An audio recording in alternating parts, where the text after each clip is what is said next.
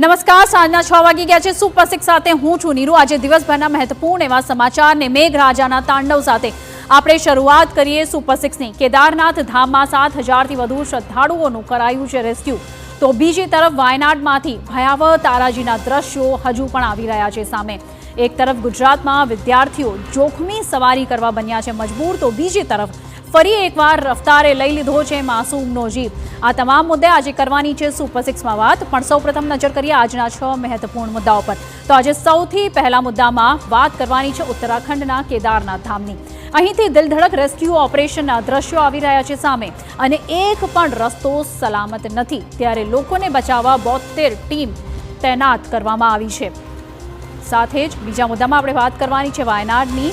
અહીં કુદરતનો કહેર યથાવત છે, હજુ પણ 300 લોકો ગુમ છે અને વિવિધ વિસ્તારોમાં કાટમાળ એ હદે પથરાયેલો છે કે મૃતદેહોને શોધવાનું કામ પણ અત્યંત મુશ્કેલ બન્યું છે।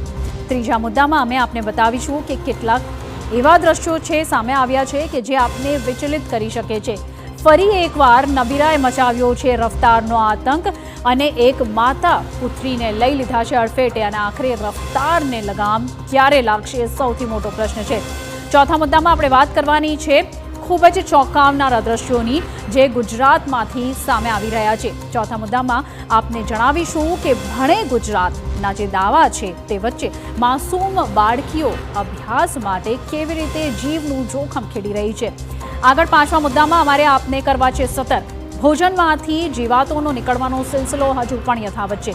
ન માત્ર રેસ્ટોરન્ટ પણ ઊંચી ફી વસૂલતી હોસ્ટેલમાં પણ શુદ્ધતાના નામે લાલિયાવાડી થઈ રહી છે। અને અંતમાં આપણે વાત કરવાની છે દક્ષિણ ગુજરાતમાં જામેલા વરસાદી માહોલની। 5 ઇંચ વરસાદમાં વાપી થઈ ગયું છે પાણી, તો નવસારી, ડાંગ અને વલસાડમાં નદીઓ ઉછાળા ભરી રહી છે, અને બતાવીશું આ તમામ દ્રશ્યો।